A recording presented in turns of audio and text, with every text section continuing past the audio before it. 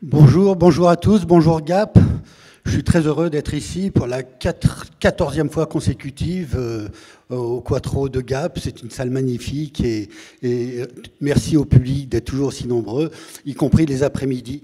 Donc j'ai le plaisir et l'honneur aujourd'hui d'animer un débat autour du livre d'Emmanuel Faber, Ouvrir une voie. Un débat auquel vont participer, évidemment, Emmanuel Faber qui vient de nous rejoindre, un peu dans la difficulté, puisqu'il a subi un accident de voiture, enfin pas lui, mais une voiture qui était en panne sur l'autoroute, et c'est la raison pour laquelle nous démarrons un tout petit peu en retard.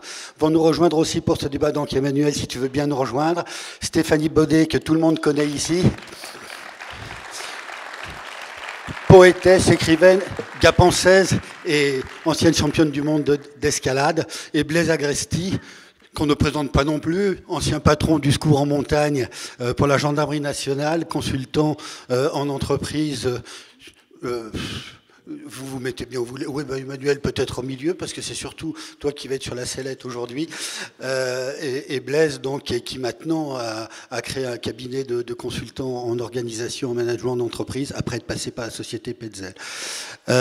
Donc, sans plus attendre, le mieux, c'est qu'on entre tout de suite dans le vif du sujet. Donc, chacun, d'ailleurs, a une belle plume, hein, puisque Emmanuel Faber, c'est le livre autour duquel nous allons débattre aujourd'hui. Blaise Agresti, guidé en premier de cordée, et je pense que ce sera l'occasion autour de ces thématiques d'avoir un débat très fructueux. Et la plus belle plume de l'écriture de montagne à la verticale de soi. Merci Stéphanie d'être avec nous. Et je le dis, moi qui suis un piètre alpiniste et un piètre auteur, que j'apprécie beaucoup les grands alpinistes et les grands auteurs. Emmanuel, peut-être quelques mots de présentation pour dire que tout le monde te connaît effectivement par rapport à ta vie professionnelle, un peu moins peut-être sur les aspects montagne, mais tu es connu pour avoir été le PDG de Danone entre 2017 et 2021. Tu as été d'ailleurs embauché dans cette entreprise par Franck Ribou, le fils du fondateur, qui était un patron social et atypique déjà, et je crois que c'est des termes qui te touchent. Tu es né à Grenoble, mais tu es gapençais de cœur. Tu étais au lycée à Gap, je crois. Oui. Et donc c'est à Gap et dans le Champsaur et dans le Queyras, surtout dans le Champsaur, que tu as commencé à grimper, notamment avec ton frère Dominique, et que c'est là avec lui que tu as appris ce que c'était que l'engagement, que tu as appris cette notion d'engagement dont tu parles tout au long de ta vie et de grimpeur et de capitaine d'industrie. Ton frère Dominique, dont tu nous dis que tu ne savais pas quand il t'assurait relais, s'il t'assurait vraiment aussi rouler sa clope. Et ça veut dire que l'engagement, il est bien là aussi, dans cette espèce d'incertitude. Tu as fait ensuite tes classes prépa au lycée du Parc à Lyon, avant d'intégrer HEC. Et à 22 ans, tu as quitté HEC, et c'est là que tu nous dis qu'à 22 ans, l'escalade s'est enfermée en moi. Elle s'est enfermée parce que tu as pris le chemin d'un banquier d'affaires ou tu as travaillé dans la finance. Mais tout ceci sans jamais renier ta ligne de crête à laquelle tu es très attaché, en suivant ton étoile qui t'amène vers une vie conduite vers l'altérité. Alors je ne sais pas, on développera un petit peu cette notion-là. Lorsque Danone t'appelle en 97, très rapidement tu montes dans la hiérarchie de l'entreprise pour en devenir directeur général en 2014, puis président-directeur général en 2017. Et tu étais connu comme être le patron le plus social du CAC 40. C'est en tout cas ainsi que tu étais défini par la presse nationale et internationale.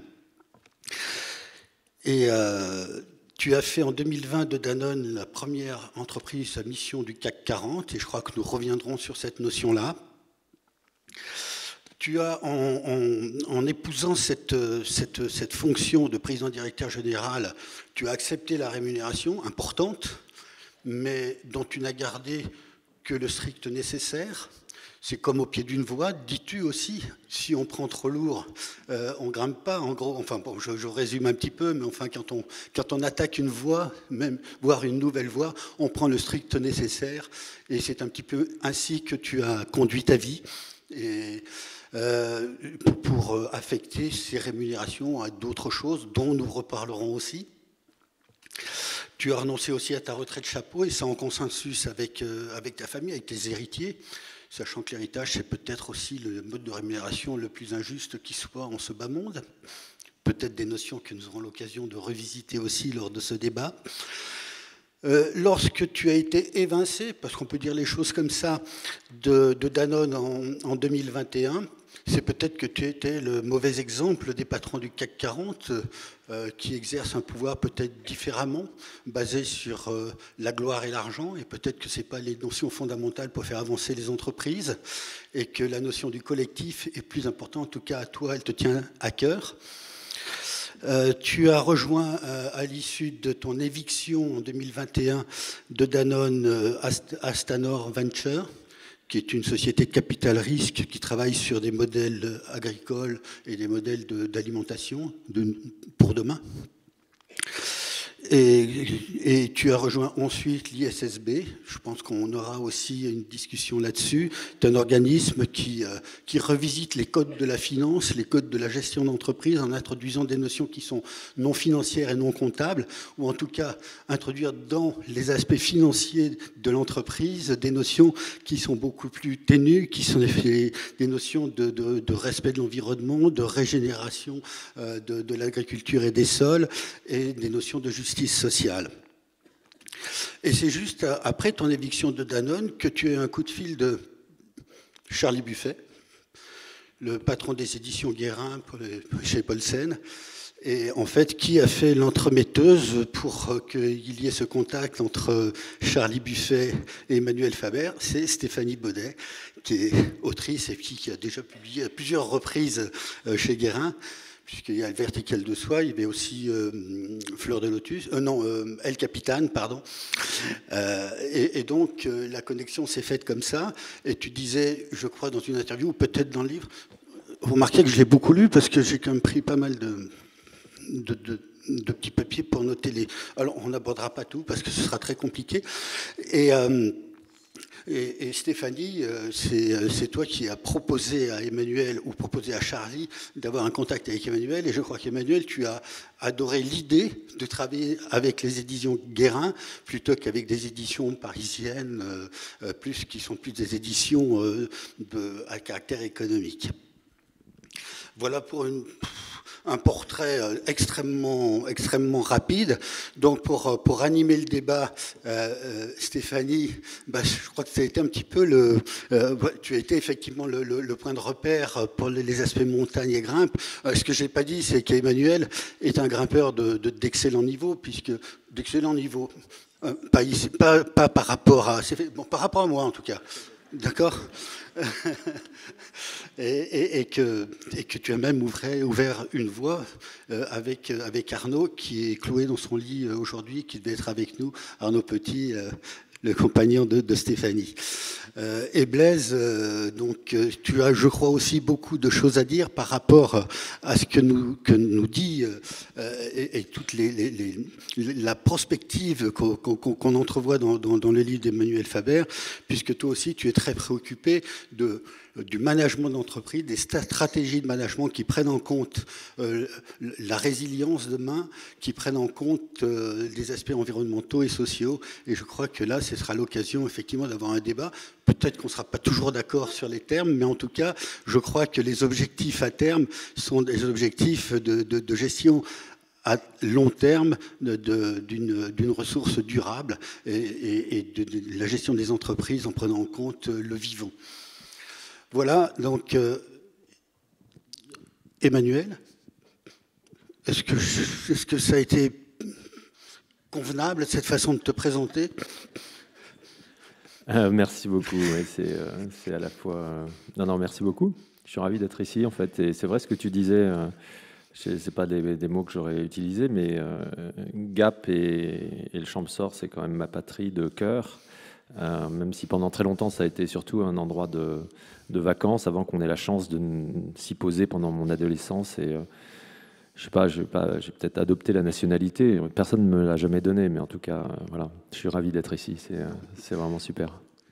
Merci. Et Stéphanie,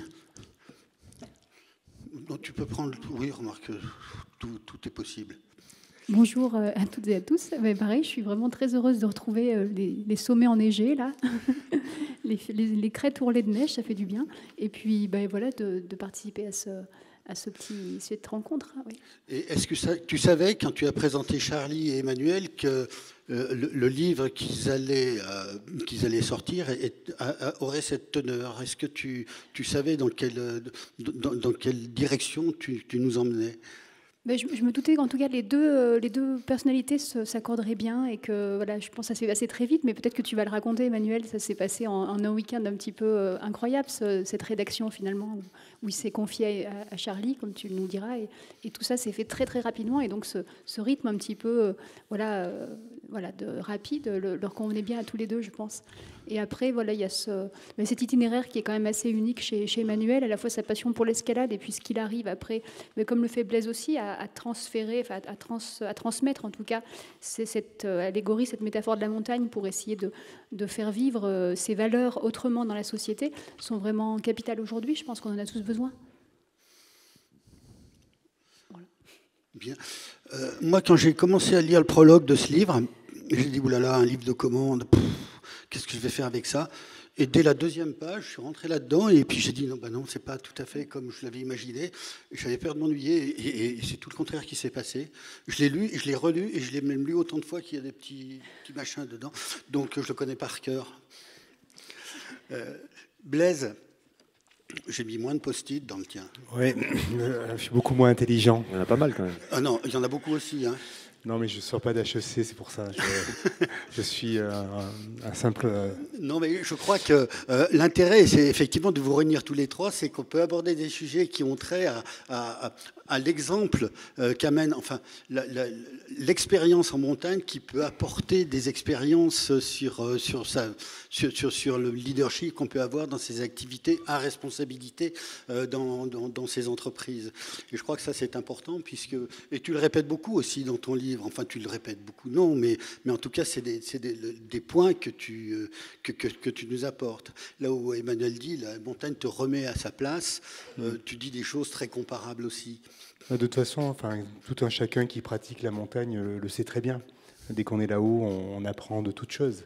Et qu'on soit alpiniste, qu'on soit guide, qu'on soit, peu importe, secouriste, c'est un univers qui nous remet dans une perspective bien plus grande. Et si on se situe bien dans ce plus grand, on peut commencer un peu à réfléchir. Juste, moi, je voudrais quand même dire, parce que ça apparaît peut-être pas comme ça, mais j'ai aussi des racines par là. Vous dites tous que vous êtes de Gap et tout ça, mais... Moi, ça fait 14 fois que je viens à rencontre de la Cinémathèque, donc je ne suis pas tout à fait gapençais, mais... Hein, fais gaffe. Non, moi, j'ai ma maman qui est née ici, en fait, à Gap. C'était une Hayas. Et en fait, mon grand-père était prof agrégé de lettres classiques au lycée de Gap. Ah ouais. Voilà. Et en fait, j'ai un quart de ce qui me coule dans le sang qui viennent par là. Voilà. Donc je tenais à le dire là, comme ça. Il était prof de quoi? Voilà. Il était prof de quoi? De lettres. De lettres classiques. Où ça? Au lycée Nord? Là, c'était quand même des années anciennes. Hein. Je pense que tu n'étais pas encore à l'école. Mais ils ont quitté Gap parce que en fait, il y a eu un accident au lycée de Gap où ma tante est décédée sur un accident de sport au lycée. Et donc mes grands-parents ont décidé de quitter, de partir à Nice. Ils ne pouvaient plus supporter de vivre à Gap. Et donc voilà. Mais en revanche, il y a une rue du docteur Ayas, il y a une rue du commandant Ayas, c'est un peu la famille lointaine. Et du coup, tu es cousin de Philippe Ayas? Alors, je sais pas, ça j'ai pas fait encore l'exploration. Les guides, c'est à cause de lui que je suis là. On m'a dit que oui, on m'a dit qu'il faut qu'on discute. Bon, est-ce que je vous laisse entre gars penser ou vous m'acceptez? Non, enfin, juste pour revenir sur le livre d'Emmanuel, moi aussi j'ai adoré ce livre parce qu'on est d'abord dans l'expérience de la montagne. Je veux dire, tout ce qui est dit, les mots qui sont choisis pour décrire l'expérience du grimpeur, l'engagement, franchir les difficultés, l'émotion que ça suscite et le cheminement, c'est extrêmement puissant. Donc ça, c'est dans ce livre, ça y est vraiment. Et après, on va sur autre chose qui, moi, me semble fondamentale et qui est le cœur de notre discussion. C'est est-ce que cette montagne, elle peut nous aider à affronter le futur complexe dans lequel on rentre? Est-ce que, et je suis sûr que Emmanuel a fondé son identité de dirigeant dans ce parcours du Champsaur, de la relation avec son frère. Et donc c'est une force. Et on a la chance, nous les montagnards au sens large, d'avoir un trésor qui est notre patrimoine. Parce qu'on est enraciné dans quelque chose qui nous nourrit et on n'est pas trop hors sol. On a un peu un esprit paysan qui fait qu'on sait s'accrocher, on sait cheminer, etc. Et donc on peut peut-être témoigner de ça vers le plus grand nombre. En fait, en tout cas, moi, dans mes démarches, et ce que tu fais aussi, Emmanuel, c'est de dire que ces ancrages-là, on peut les partager, ils peuvent nourrir vraiment d'autres perspectives. Alors Emmanuel, tu disais donc, ou tu écris, la montagne te remet à ta place, ce qu'on disait tout à l'heure. En quoi la pratique de la grimpe, en particulier de la grimpe que tu as connue avec ton frère Dominique, t'ont amené vers le chemin de tes engagements ultérieurs? Oui, tout ça, c'est quand même très croisé hein, dans les énergies qui ont pu me traverser à ce moment-là. Mais c'est vrai que Dominique n'était pas toujours hyper concentré. Il ne recherchait pas nécessairement les endroits pour se protéger. Il les trouvait pas toujours, mais en plus, il les cherchait pas toujours. Et on grimpait avec une notion du risque qui est sans doute pas celle que j'ai aujourd'hui. Et je m'en suis aperçu très vite en fait. Hein. Donc, pour moi, j'ai vécu dans la grimpe des moments véritablement existentiels à cause de ça. C'est-à-dire que j'étais déjà, j'étais en terminale ici, puis ensuite en prépa, et puis 2 ans après, je me suis retrouvé à Paris. La prépa, on se sert que de cette partie-là de son corps, quoi. Et encore là, quoi. On mange pas toujours, on boit pas toujours, donc. C'est quand même très très restreint, c'est très cérébral, et le risque, c'est que, pour moi, c'était de perdre pied avec la réalité. Et chaque fois à l'époque, Dominique était à Romans, donc moi je prenais le train le week-end, on allait grimper sur les contreforts du Vercors, il y a tout ce qu'il faut là, et je me sentais de nouveau, quand tu dis à ma place, c'est-à-dire à ma pleine place, c'est plus exactement, c'est même ma place en moi. C'était pas juste mon esprit qui était en train de résoudre un problème, c'était mon corps. S'il n'y avait pas le corps, ça marchait pas, mais s'il n'y avait pas l'esprit, ça marchait pas, et je dirais même il y avait l'envie, le spirituel qui était là. Et donc dans la grimpe, j'ai très vite ressenti le fait que c'était là que je me sentais le plus vivant. Voilà, en particulier comme toutes les personnes, j'imagine, qui font de la montagne ou qui grimpent, et quand on est devant, il y a la corde derrière, pour ceux qui en mettent, moi j'en mettais la plupart du temps, mais c'est une aventure où on peut plus se mentir, quoi. Il y a la gravité, il y a ce qu'on sait faire, ce qu'on sent qu'on peut faire, et puis il y a le jeu entre le rocher, la gravité, le vent parfois, et c'est ici et maintenant. Je peux pas penser à la prochaine réunion, je peux pas... il faut que je sois conscient de moi-même très très profondément, et donc c'est une espèce de réintégration qui est quasiment une dimension spirituelle, et c'est en ça que ça a été en effet un ressourcement, avant même de pouvoir penser à des métaphores, je sais pas quoi, sur le risque ou sur l'engagement ou sur le leadership et plein de choses et sur la nature que la montagne peut nous enseigner, et qu'on aurait, je pense, les uns les autres, là, on partage chacun à notre façon. Mais c'est vraiment ça, c'est une expérience de vie, quoi. Et donc, de venir repuiser dans ça régulièrement, et c'est ce que je continue à essayer de faire, pour moi, ça a été essentiel pour garder pied avec la réalité, pas être juste dans le mental et dans des constructions, voire des destructions. Tu parlais tout à l'heure d'argent, de profit, de gloire, de machin. Enfin, moi, j'aurais vite fait de perdre pied si j'avais pas eu ça. Oui, mais alors, la montagne, la grimpe, exutoire ou source d'inspiration?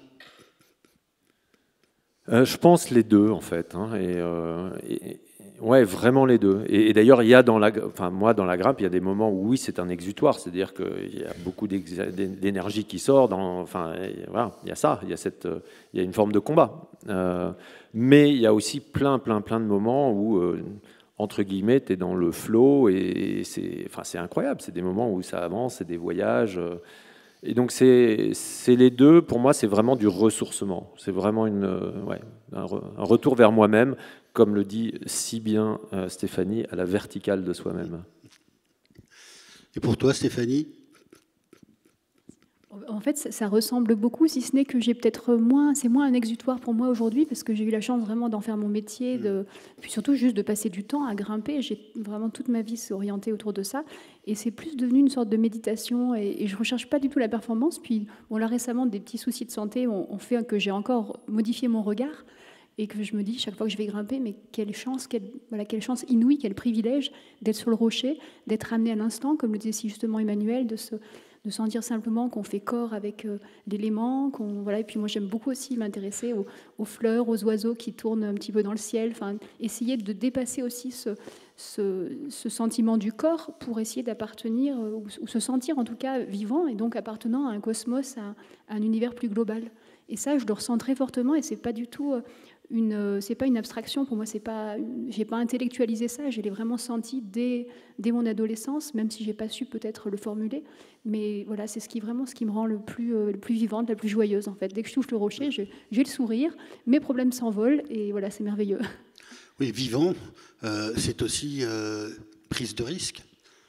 Et quelque part, je pense que Blaise peut en parler de la prise de risque en montagne et de la gestion du risque. Parce qu'on se sent vivant, effectivement, on peut se sentir vivant en tricotant, et on prend le risque de se piquer les doigts, quoi. Alors, je vais quand même un peu répondre à la question que tu leur as posée, parce qu'elle me semble importante aussi, parce que moi, j'ai eu la chance de grandir avec des parents qui étaient des explorateurs, des alpinistes, et voilà. Donc, j'ai grandi toujours à dormir en bivouac, grimper, tout le temps. Donc, en fait, ce besoin existentiel de ressourcement, je ne l'ai jamais ressenti, parce que j'étais nourri au biberon dans cet incubateur de la nature. On était tout le temps dehors. Par contre, j'ai ressenti quelque chose d'autre, et c'est peut-être quelque chose c'est peut-être des mots, je ne sais pas, mais j'avais besoin d'être utile au collectif et d'être dans cette logique de transmission et de partage. Alors, c'est ce qui a fait que je voulais vraiment être au secours en montagne, c'était de dire que cette montagne que j'avais appris, que mes parents m'avaient indiqué comme un chemin de vie, il fallait que j'en fasse quelque chose d'utile. C'est peut-être absurde, hein. Je réfléchissais encore un petit peu sur le pourquoi de ce chemin-là, mais en tout cas, il fallait que je me rende utile dans cet environnement-là. Et donc, j'ai moins ce sentiment du besoin de l'alignement intérieur et spirituel, parce que j'ai toujours été dedans et je me sens faire corps avec ça. C'est mon eau, je nage là-dedans et je suis bien là-dedans. Et après, effectivement, j'ai plutôt quitté ce monde un peu esthétique et beau de mes parents qui étaient dans l'exploration pour être confronté à travers notamment le secours à une réalité que je n'avais même pas imaginée 2 secondes. C'est que les accidents, ils ne sont pas si loin que ça. Et le risque que tu évoques, il est très proche en fait. Hein. La ligne de crête est étroite et en fait, tu peux vite basculer. Et mais ça, je ne l'avais pas vraiment mesuré. J'avais vu qu'il y avait des accidents dans les proches de mes parents, milieu de guide, etc. Mais je n'avais pas ressenti ça. J'avais été béni dans une espèce d'idéal, protégé probablement par les parents. Et cette réalité-là qui est rentrée, elle était assez dure quand même. Parce que finalement, cette montagne, quand tu fais le fil d'une vie, quand tu vois que sur ta promo de guide, on était 42, il y en a 17 qui sont partis. Quand tu vois que quand tu es rentré au PGHM en 98, quand tu le quittes, etc., tu as 37 noms sur une plaque en plus, etc. Quand tu fais l'addition de tout, quand tu vois tes équipes du centre de formation de la gendarmerie, où il y avait 14 formateurs, tu en as 5 qui sont partis, accident de montagne, pas toujours en mission, mais un crash d'hélico, paf, il y en a 4 de moins. En fait, tu te rends compte que le prix à payer, je suis désolé, hein, c'est peut-être pas le ton qu'il faut donner à ça, mais il est là. Voilà, donc il y a un prix du risque, en fait. Il y a un prix de cette exposition de la vie de montagne, notamment sur le temps long, et les guides, on le sait très bien. On le sait très bien. Et Emmanuel, dans ton livre, tu évoques notamment Alex Honnold, tu évoques Kylian Jornet, pour qui, enfin, dans un cas, et surtout Alex Honnold, la prise de risque, elle nous paraît immense.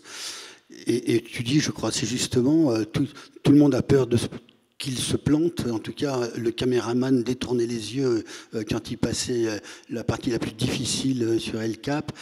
Et lui savait qu'il ne se planterait pas en gros, de même que Kylian Jornet a dit, alors, je ne sais pas si c'est dans le bouquin d'Emmanuel ou celui de Blaise, si tu ne le sens pas, tu ne vas pas, quoi, en gros, pour nous résumer, cette notion de risque-là, est-ce que ce n'est pas une notion de prise de conscience plus qu'une notion enfin, c'est pas de la folie de faire ce qu'ils font. De même que c'est pas de la folie d'aller être un patron totalement marginal par rapport à la bien-pensance de la gestion des entreprises du CAC 40. Ouais, c'est plein de questions en une seule, là, hein. Oui, moi, d'abord, j'ai évoqué, sur la question de la prise de risque, j'ai évoqué Free Solo, parce qu'on m'a souvent posé la question, et je n'ai pas terminé, c'est ce que je dis dans le livre, je n'ai pas terminé de regarder, je l'ai jamais regardé, je me suis arrêté un tiers, parce que je me suis pas senti à ma place en tant que spectateur, sachant que Jimmy Chin, qui avait réalisé le film et qui filmait, détournait lui-même les yeux, parce qu'au moment où ouais, Honnold montait, le seul qui savait qu'il faisait, entre guillemets, c'était Alex Honnold.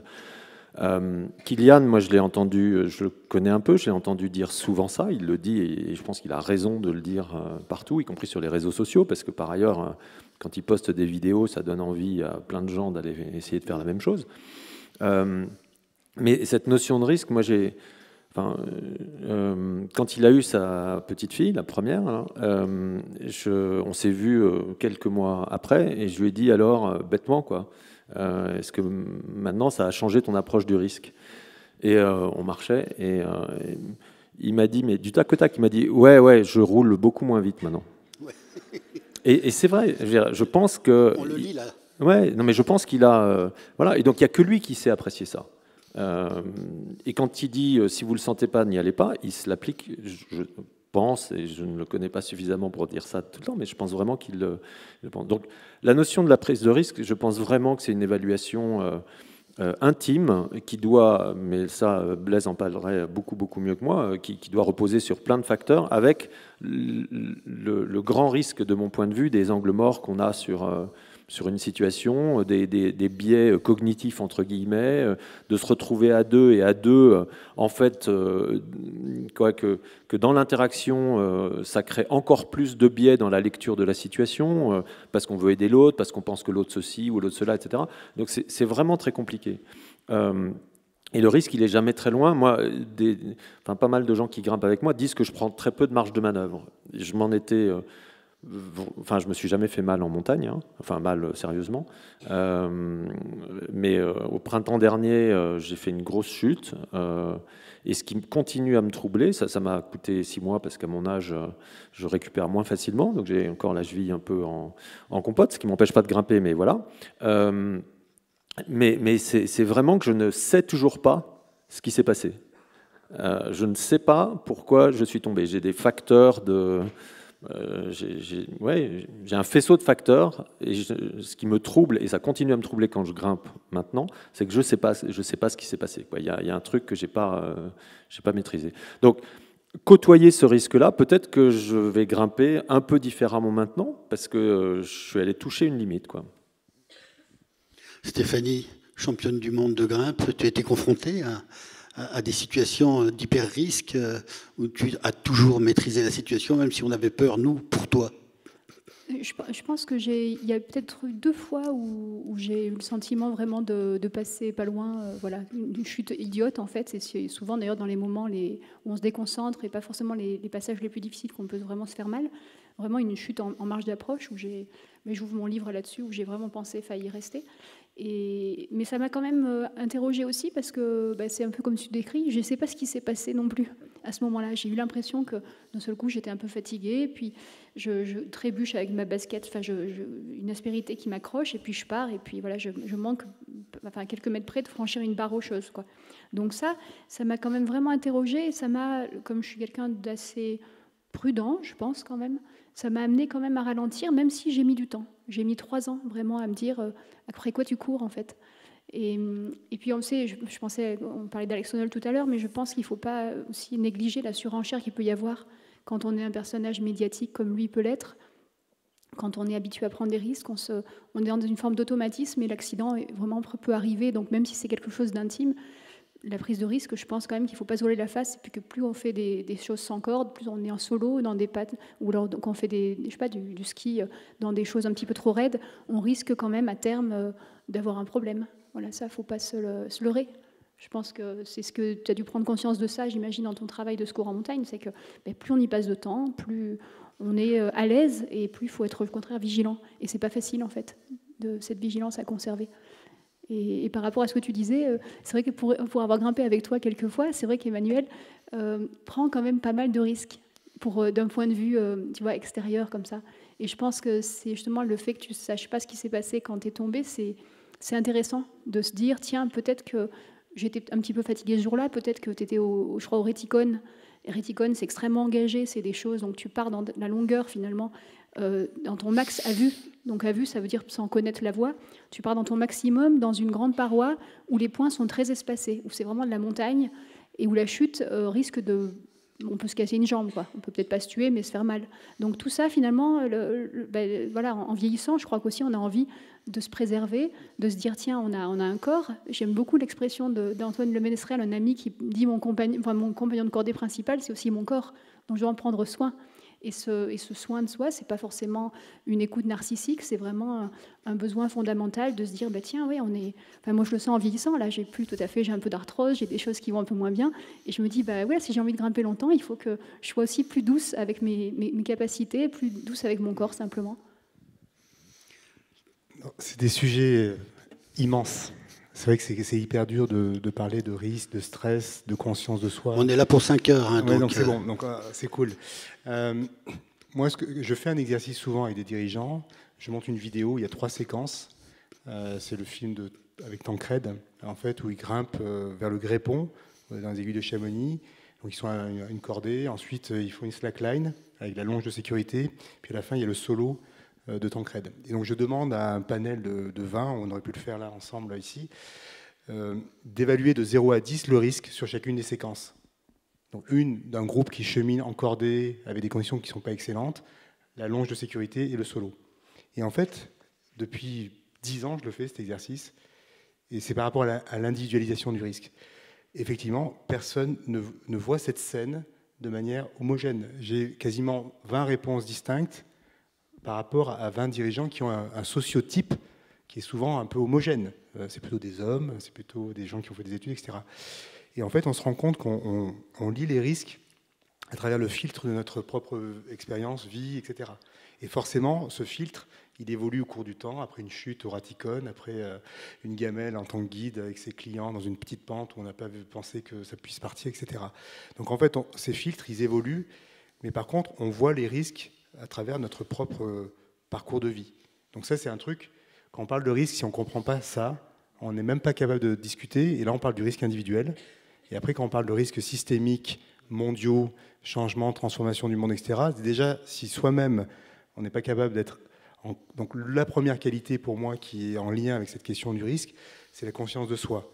C'est être capable de savoir tous les biais, pas que les biais d'ailleurs. Il y a une famille en fait que moi j'appelle les déterminants à l'erreur. Il y a des familles en fait qui nous poussent à l'erreur. Il y a les croyances qui sont une grande famille de déterminants qui créent de l'erreur. Il y a le stress, la peur qui crée de l'erreur. Il y a les biais cognitifs que tu as évoqués, là c'est un truc de dingue. Hein, si vous regardez ce que c'est que les biais cognitifs, c'est 300 trucs qui font que notre cerveau il reçoit une information et il a des formes. C'est la position sociale qui va être aussi un déterminant à l'erreur. C'est l'impact émotionnel. Donc moi, c'est un peu ces déterminants qu'il faut arriver à comprendre pour soi. Je dois être capable de savoir quelles sont les croyances qui impactent ma vision du risque, quels sont les impacts émotionnels ou sociaux qui font que je perçois la situation à travers un filtre qui est « je suis colonel de gendarmerie, donc je vais voir les choses différemment que si je suis autre chose », etc., etc. Ça, c'est le début de l'histoire. Mais après, il faut stabiliser pour prendre la décision. Parce que si déjà on n'est pas d'accord sur la perception des risques, c'est incapable de converger vers une décision. Donc ce sujet-là, juste pour en donner quelques éléments, il est majeur. Donc ça veut dire que ça commence d'abord, de mon point de vue, et à tout niveau de notre citoyenneté, jusqu'à des dirigeants à très haut niveau. La première des choses, c'est la conscience de soi et de ses vulnérabilités et de ses incapacités à comprendre. Et à partir de là, on peut commencer à regarder si on y va ou on n'y va pas. C'est ce que tu écris d'ailleurs. Le champ de l'action et le champ de la prise de conscience. Est-ce qu'on est dans cette dimension-là, effectivement, la prise de risque, mais la prise de conscience pour soi permet d'avancer sur une ligne qui est probablement difficile, qui peut être très personnelle, mais qui a besoin du collectif. C'est une question ? C'est une question. Oui. Moi, je ne crois pas aux super-héros et aux héros solitaires. Vraiment pas du tout. Et parfois, dans des milieux qui ne sont pas ceux de Gap, mais des endroits plus plats et plus loin, on a cette vision de la montagne et de l'escalade comme étant une activité solitaire. Moi, même quand je suis seul en montagne, je ne me sens pas seul. Je suis relié à du collectif, à commencer par ceux auprès desquels je ressens que j'ai une responsabilité de redescendre, d'avoir vécu quelque chose qui fera que avec eux, avec elles, dans le collectif, je serai mieux quand je serai redescendu que quand je suis parti. Et évidemment, quand il y a une corde entre deux personnes, ce lien, il est juste complètement vital. Et donc, même dans une chute, même dans l'évaluation du risque de est-ce que je fais ce pas-là ou est-ce que je ne le fais pas, j'ai quelqu'un qui m'assure en dessous et je suis responsable de cette personne, parce qu'on est deux. Donc, ouais, pour moi, même en montagne, j'ai le sentiment du collectif. Et peut-être pour aller au bout de ça, Stéphanie évoquait tout à l'heure l'émerveillement devant la nature. Moi, il y a un truc qui me frappe vraiment en montagne, c'est que c'est beau du plus petit au plus grand. C'est je sais pas quoi, un granit qui brille là, une microfleur dans un bout de crevasse où on vient mettre la main et on l'avait pas vue avant. Elle est là toute seule. Pourquoi est-ce qu'elle est là, C'est le renard qui vient te manger les doigts. Elle est en elle, oui, mais elle existe.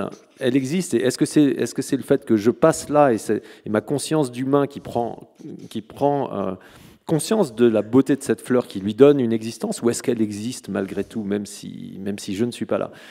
Et puis on monte, et après il y a des étoiles au-dessus, etc. Enfin, pourquoi je dis ça? C'est que au-delà même du collectif, la montagne, moi personnellement, en tout cas, hein, me relie à l'universel, quoi, au plus grand collectif que, avec ma petite conscience d'humain, je puisse avoir à l'esprit.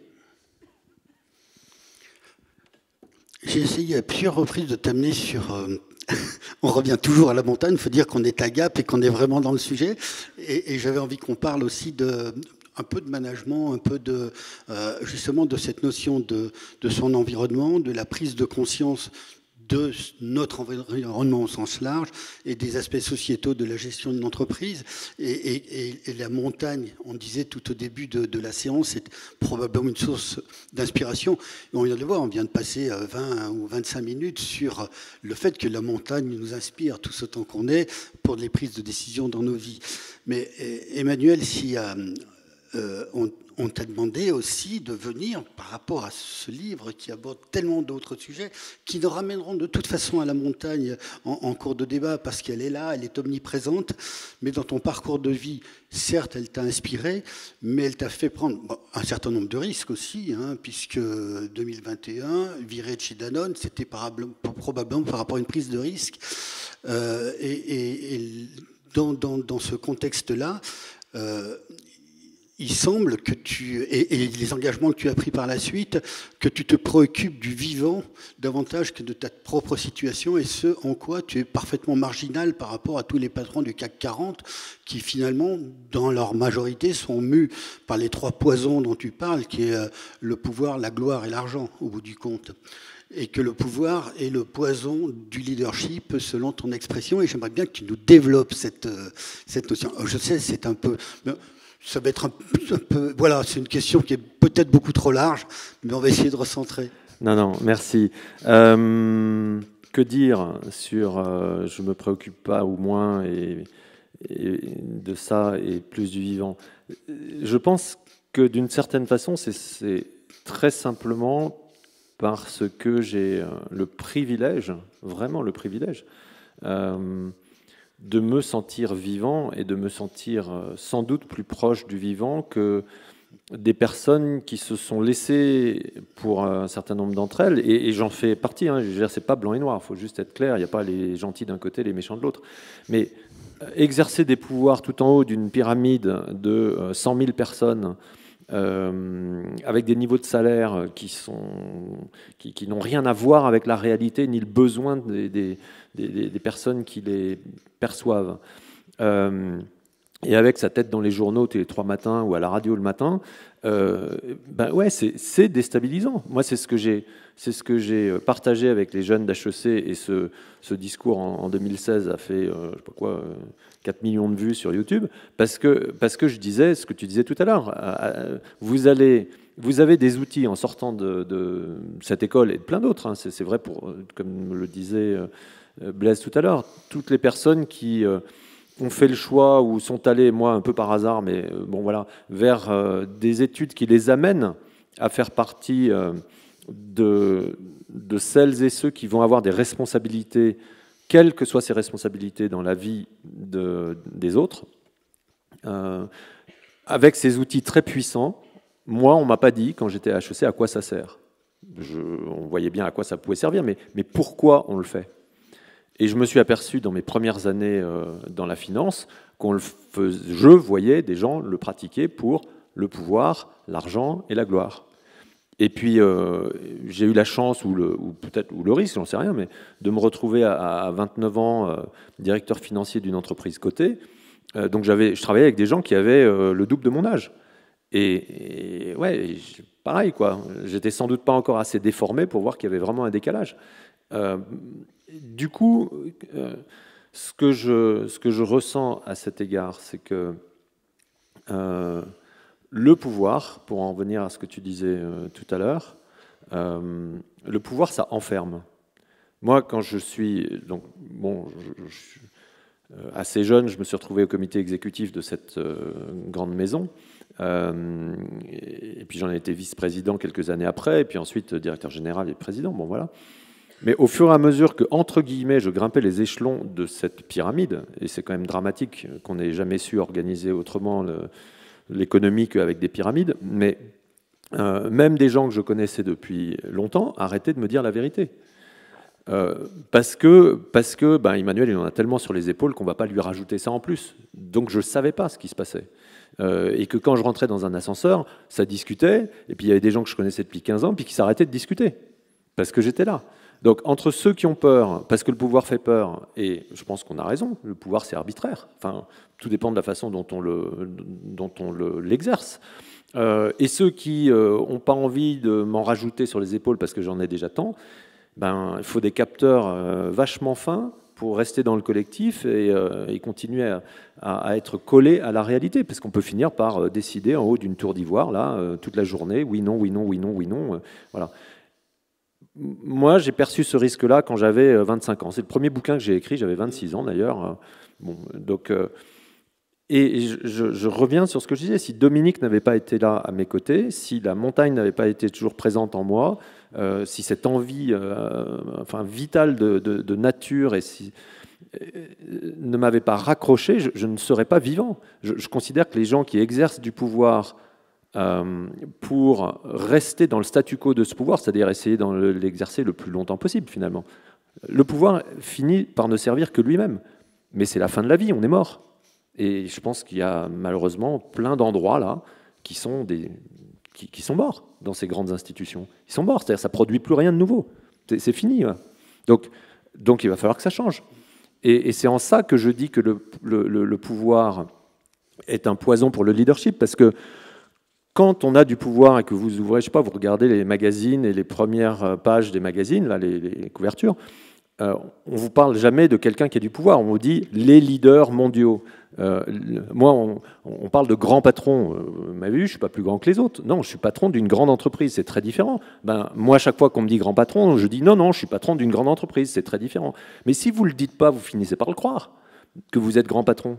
Alors évidemment. Quand vous êtes plus grand patron, ça fait tout drôle. Donc moi, quand Léa Salamé, au milieu de cette crise-là, sur France Inter, le matin, m'a dit « Est-ce que vous avez peur de perdre votre job ?» Je lui ai dit « Non, j'ai juste peur de ne pas le faire, de ne pas bien le faire. Le perdre, moi, être assis en haut d'une pyramide, personnellement, ça ne m'intéresse pas. Quoi. » Donc, Pourquoi j'ai dit ça? C'est parce que, à force de se faire appeler leader, les leaders du G7, les leaders du G20, les leaders politiques, les leaders ceci, les leaders cela, les gens croient que parce qu'ils ont le pouvoir, ils sont leaders. Ben, c'est pas vrai. Plus on a de pouvoir, et en général, moins on a de leadership. Le leadership, ça ne se détient pas. Le pouvoir, c'est un truc qu'on vous donne et vous l'exercez. Ça dure 1 an, 2 ans, 3 ans, 10 ans, peu importe. Mais vous le tenez de quelqu'un d'autre. Le leadership, c'est quelque chose qui naît en vous et qui vous connecte à un moment ou à un autre à un collectif qui se retrouve dans la proposition, le schéma de conscience, l'action, etc., et qui se dit, ben ouais, il y a un truc qui se passe là, on y va. C'est ça le leadership. Mais on peut avoir des moments de leadership. Moi, quand on me dit, vous êtes un leader, je sais pas quoi, inspirant, je dis non, je suis pas un leader. J'ai exercé du leadership, j'ai eu des moments de leadership collectif de nouveau, jamais tout seul. Un rebond peut-être.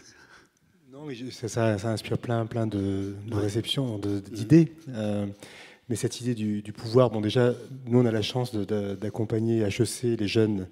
Et donc le début d'HEC aujourd'hui, depuis 3 ans, il se fait avec nous. On est une microstructure, mais voilà, et on les reçoit à Chamonix, sac sur le dos, godasses de marche au pied, sur 3 jours sur la question du sens.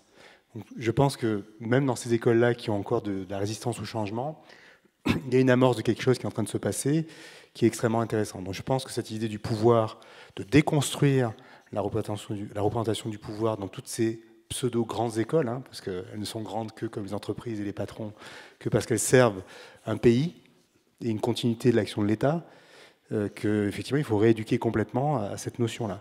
Donc c'est déconstruire le rapport au pouvoir pour reconstruire quelque chose de différent qui est servir le bien commun.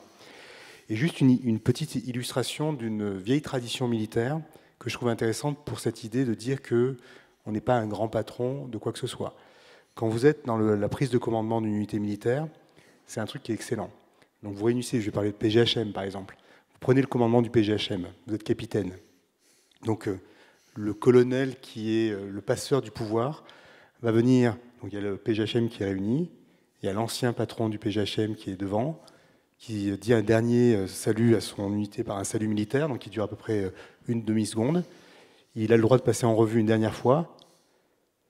Il vient prendre le fanion de l'unité, il fait un demi-tour droite, il le donne à son successeur, et il part seul dans l'angle du carré d'honneur. Et ciao. Ce qui veut dire que la symbolique militaire, elle dit, je transmets un drapeau, je transmets le fanion de l'unité. Mais moi, Blaise, Édouard, Paul, Jacques, qui commandons l'unité pendant un temps, on n'est que là pour amener cette unité un peu plus loin, un peu mieux, ou enfin, en tout cas la faire pérenniser dans le temps long de l'histoire. Et cette symbolique-là, elle est hyper puissante. Parce que quand tu quittes pour la première fois, quand tu es capitaine, ton carré où tu pensais que toi, le PGHM, c'était ta life, c'était toute ta vie. Et puis tu te retrouves tout seul dans l'angle du truc pour partir, où moi je partais à Barcelonnette, commander la compagnie. Et puis après tu pars de Barcelonnette, tu repars à Chamonix, après tu pars...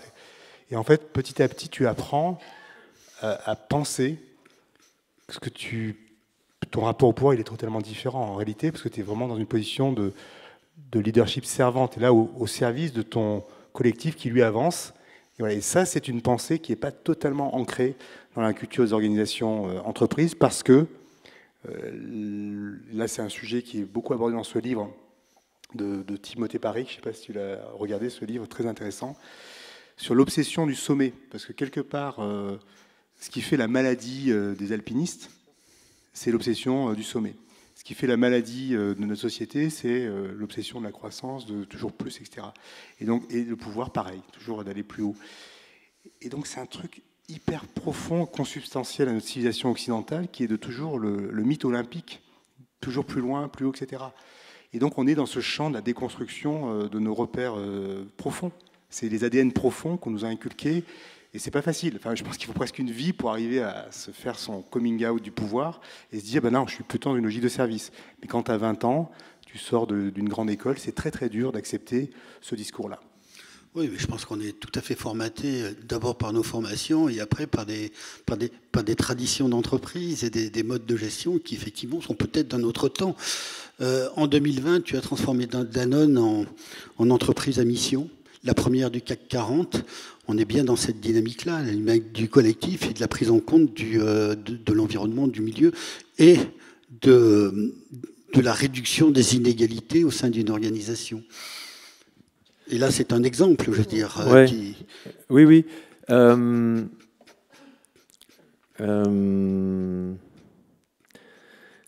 Peut-être plus concrètement que cet exemple-là, pour moi,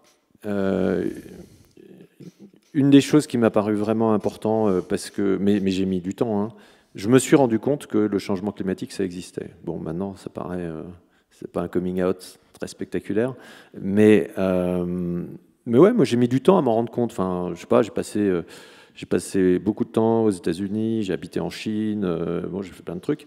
Il a fallu quasiment, je pense, ouais, une quinzaine d'années après ma sortie d'école pour me dire, bah ouais, vraiment, il y a les changements climatiques, c'est quelque chose, quoi. Donc c'est le début des années 2000. Hein. Il y a une vingtaine d'années, donc maintenant. Il m'a fallu 5 ans de plus pour arriver à ce qu'on rentre ça dans les modèles de gestion de l'entreprise. Antoine Riboud, 1972, son grand discours de Marseille sur le double projet économique et social, évoquait la planète, mais l'environnement était finalement assez peu présent dans cette... il y a eu des actions incroyables qui ont été menées, mais stratégiquement, l'environnement était assez peu présent. Moi, je me suis rendu compte qu'en fait, il y avait des entreprises qui étaient très en avance sur les nôtres.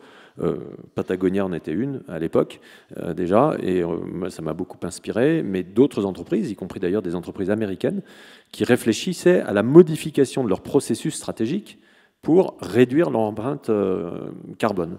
Et donc, on a commencé à faire un truc, c'est quoi l'empreinte carbone de notre activité? Bon, peu importe le chiffre, il est gros, enfin il est public, c'est pas un sujet, mais je ne suis pas sûr qu'il donne une image de ce que ça peut représenter.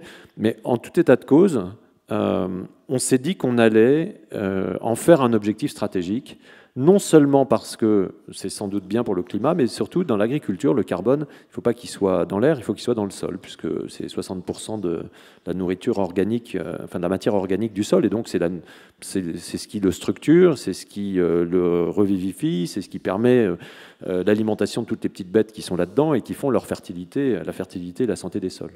Bon. Et en partant de ça, on a donc décidé qu'on allait même modifier le schéma comptable de l'entreprise. Et je prends cet exemple parce que je pense qu'il est sans doute plus parlant de ce que ça veut dire que l'exemple d'entreprise à mission, qui est un sujet de gouvernance qui est très important aussi par ailleurs. Hein, mais... Donc on a fini par publier un profit en retirant de ce profit la valorisation négative de l'ensemble des émissions de gaz à effet de serre de l'entreprise. Ben, attention, les chiffres sont gros. Sur 2 milliards d'euros de profit après impôt, le profit passait à 1 milliard d'euros, ce qui est à peu près l'équivalent du dividende qu'on versait aux 300 000 actionnaires. Avec une notion qui était très simple. Cette masse qui est là, en réalité, si on travaille sur de l'agriculture régénératrice, à modifier les grandes cultures, où on achète et quoi et comment, etc., on va réduire cette masse d'émissions. Et donc, finalement, en investissant, aujourd'hui, il ne faut surtout pas que les dividendes viennent taper dans cette réserve-là, parce que si on vient taper dans cette réserve, ça veut dire qu'on ne travaille pas à ce que demain, il y ait de l'agriculture. Dans le monde entier, et ici, pardonnez-moi, mais sans doute ça n'apparaît pas comme une évidence, mais aux États-Unis, 60% des sols sont dégradés. Dans le monde, en moyenne, 30 à 40%. Ce qui entraîne des problèmes majeurs sur l'accès à l'eau, qui a été un vrai sujet l'été dernier et qui va continuer à l'être. L'agriculture utilise 60% de l'eau douce dans le monde et la surirrigation et l'évaporation en gaspillent entre 50 et 70% selon les régions. De nouveau, ici, c'est une région assez particulière. Mais à tel point que on avait une très grosse activité aux États-Unis, le Colorado est tellement salé au bout de son parcours aux États-Unis, avant d'arriver au Mexique, tellement salé parce que l'eau d'irrigation promène par érosion, puisque les sols ne sont plus poreux, tout un tas d'intrants chimiques, mais également capture des sels qui sont dans le sol, à tel point qu'il y a une usine de dessalination à la frontière mexicaine avant que le Colorado repasse au Mexique. Et au Mexique, il est de nouveau tellement surutilisé, en particulier pour l'agriculture, mais pas que le Colorado ne touche désormais plus la mer. Le Colorado s'arrête avant le golfe de Californie. Donc, pardon, je suis un peu long là, mais c'est simplement pour dire que pour une entreprise qui est engagée dans la question de l'alimentation et de l'agriculture, ne pas travailler à ces questions-là, c'est simplement être aveugle sur ce qui va se passer dans 15 ou 20 ans. Quand, de toute façon, par exemple, on prend le maïs en Europe ou en France, on ne pourra plus dans 20 ans faire du maïs au sud de la ligne Valence-La Rochelle. Il fera trop chaud, il n'y aura plus assez d'eau, etc., etc. Je suis très long. Donc, on a voulu marquer dans la comptabilité de l'entreprise un marqueur de notre empreinte climatique pour que les investisseurs, les actionnaires se rendent bien compte de l'ampleur de ce que ça représente. Ce n'est pas 2% du résultat, c'est la moitié du résultat, cette charge environnementale. Et donc, c'est fondamental pour que demain, il y ait encore des dividendes dans 20 ans, puisque pour certains, c'est les grands-parents qui transmettent aux petits-fils dans les héritages des bouts d'actions des grandes, on pourra reparler de l'héritage d'ailleurs, des grandes entreprises françaises. Ben pour que nos petits-fils, si on le leur transmet, aient encore des petits bouts d'actions Danone dans 30 ans, ben il va falloir qu'il y ait encore de l'agriculture. Et pour ça, il faut qu'on travaille. Oui, alors je comprends, et quelque part je me demande s'il n'y a pas une part d'utopie dans ce que tu nous dis là. Enfin, je pousse le bouchon et je me fais un peu l'avocat du diable.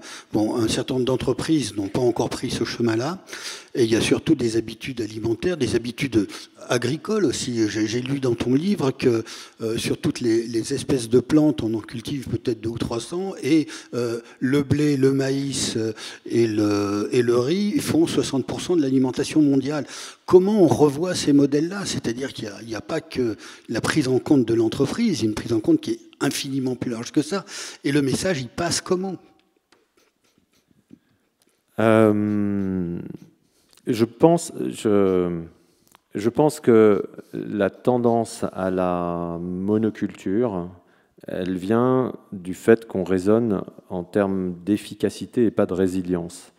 Elle a commencé aux États-Unis avec une très forte mécanisation, des terrains qui s'y prêtaient, hein, enfin, voilà, de nouveau on va dire une géographie qui s'y prêtait, mais une grande mécanisation, une énergie fossile extrêmement bon marché, très largement subventionnée aux États-Unis, comme un peu partout dans le monde d'ailleurs, hein, et qui a permis de mécaniser et de faire de la très très très très grande échelle, et donc de réduire extrêmement puissamment le coût des calories que nous ingérons. Alors en 100 ans, il y a eu d'incroyables progrès sur les statuts alimentaires moyens dans le monde, mais on est en train de toucher les limites de ce système, entre autres à cause de la santé des sols, des intrants chimiques, etc., etc. Et parce que aussi, on s'aperçoit qu'on a une très forte on a tué la biodiversité, pas seulement celle d'ailleurs, la biodiversité naturelle, mais la biodiversité cultivée. Le nombre d'espèces qu'on cultive ou de variétés qu'on cultive à l'intérieur d'une espèce a été divisé par 7 dans les 50 dernières années.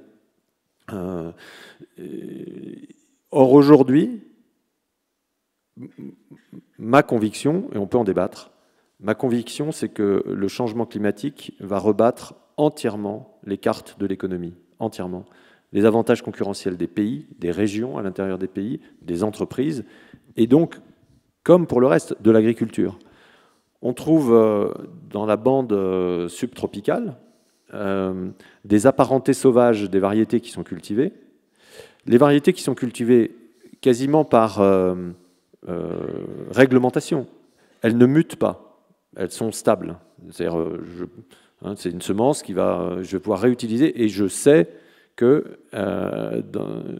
restera stable, elle reste la même.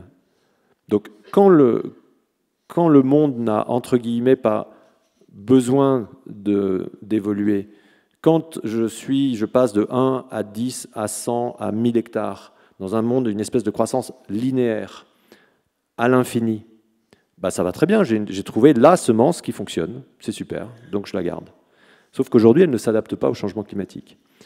Une étude de l'INRAE, qu'on ne peut pas qualifier d'idéaliste ou d'utopiste, a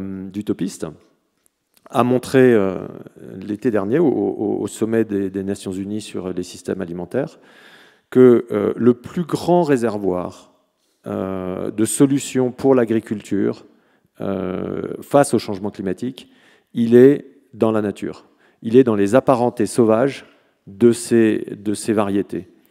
Je prends juste un exemple qui est un peu loin de nous. Un caféier au Ghana, il y a 10 apparentés sauvages des variétés qui sont exploitées. Elles ont toutes été testées en champ depuis 4 ans. Il y en a une qui, en 4 ans, a continué à muter et qui, aujourd'hui, a des rendements équivalents à ceux du caféier exploité au Ghana, avec 6 degrés de plus de température. Donc, une des solutions fondamentales pour l'alimentation de demain, c'est de réintroduire de la biodiversité cultivée. C'est clair, on en sort, de mon point de vue, et pardon, je sais qu'il y a dans cette salle des gens, y compris des amis proches, qui font le métier incroyable d'agriculteur, et donc j'en parle franchement comme quelqu'un qui ne devrait pas en parler, mais je suis persuadé dans le fond que ça n'est qu'en réintroduisant de la biodiversité agricole qu'on va s'en sortir. Pardon, je prends un autre exemple, parce qu'il permet, je pense aussi, de prendre la mesure des problèmes. Moi, je ne crois pas qu'il y ait de solution dans les 50 ans qui viennent pour l'agriculture sans élevage. Je pense que l'élevage fait partie des équilibres, en particulier dans nos pays, pour arriver à une agriculture résiliente. Simplement, il est clair qu'on ne peut pas continuer à manger autant de viande qu'on en mange aujourd'hui si on veut atteindre les objectifs de réduction en Europe de moins 55% depuis 1990 des émissions de gaz à effet de serre en 2030. On a fait moins 30%, donc il reste moins 25 à faire, mais il reste 7 ans. Donc, réduire de moitié la consommation de viande en Europe, c'est à peu près réduire de 50% les émissions de gaz à effet de serre européens, en particulier parce que la viande émet entre autres du méthane qui est beaucoup plus puissamment émettif que ne l'est le dioxyde de carbone. En ayant dit ça, si on regarde aujourd'hui les cheptels bovins en particulier, 2 choses que je voudrais dire. La chaîne alimentaire humaine. Ah oui, sympa. Hello. La chaîne alimentaire domestiquée humaine, donc les bovins, l'élevage ovin, les caprins, les poulets, les volailles, etc.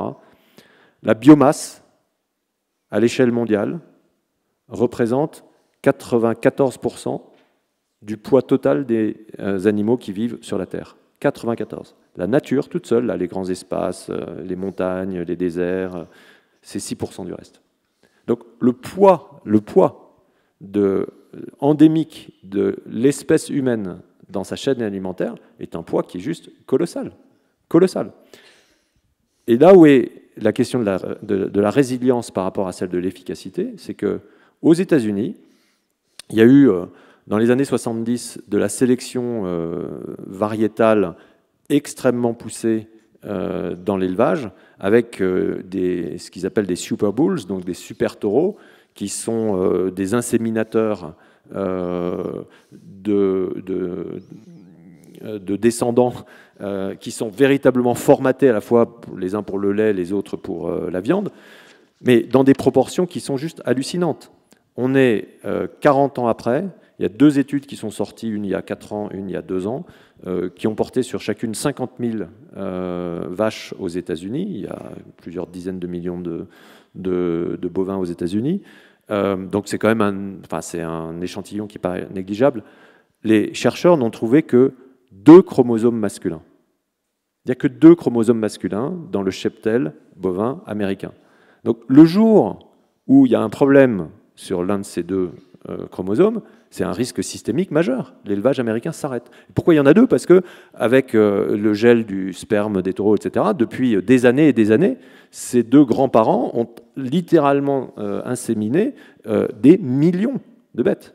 Donc il y a un risque systémique absolument majeur que nous ne voyons pas parce que nous ne prenons pas les en compte ces éléments de risque. Aujourd'hui, on ne regarde que l'efficacité et combien ça coûte. Et évidemment, ça va toujours être plus rentable d'avoir 30 000 bestiaux dans un... Et le même, si possible, parce qu'on sait par cœur que quand on va investir dessus, on sait exactement combien de litres et combien de kilos il va nous produire, que de rechercher cette biodiversité. Et pourtant, il va falloir...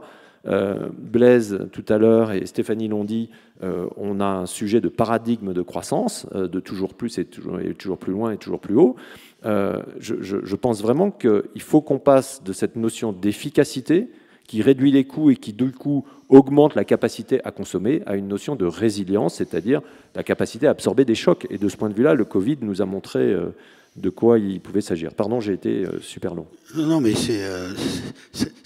c'est la question qui a induit cette réponse. Je suis bien désolé. Mais en tout cas, c'était extrêmement riche d'enseignements. Et ça me fait penser que on a besoin de cette connaissance. Enfin, pour passer de l'efficacité à la résilience, on a besoin de connaissances. Or, aujourd'hui, cette connaissance n'est pas partagée par tout le monde. Et quelquefois, et j'en faisais la remarque tout à l'heure à Blaise, je crois... on manque de connaissances quelquefois quand on est dans une démarche militante. On est contre quelque chose, on ne sait pas trop l'expliquer pourquoi, on milite, mais on ne sait pas pourquoi à terme. Et on a besoin que la science entre beaucoup plus massivement dans nos cerveaux d'humains, et notamment pour les années qui viennent, pour bien comprendre en quoi on a besoin notamment de culture régénérative, de cette résilience à terme. Et tu parlais d'une fenêtre de tir qui est assez courte, après le Covid et avant je ne sais pas quoi, d'ailleurs. Tu donnais 10 ans comme fenêtre de tir. Je ne sais pas si Blaise, par rapport à ce que tu vis dans les organisations que tu accompagnes, cette fenêtre de tir-là te semble celle qu'il faut effectivement impérativement respecter. Et comment, en 10 ans, on peut faire élever les consciences au point d'arriver à cette structure résiliente des structures productives dans le monde. Bon, si j'avais la réponse, je serais président de la République ou autre chose. Parce que lui a la connaissance. Ouais, bon. Non, moi, on a passé l'année dans le Colorado, aux sources du Colorado. D'ailleurs, qui sont tous des terrains privés, en fait, qui sont de plus en plus sous contrôle de familles qui veulent garder l'eau à la source.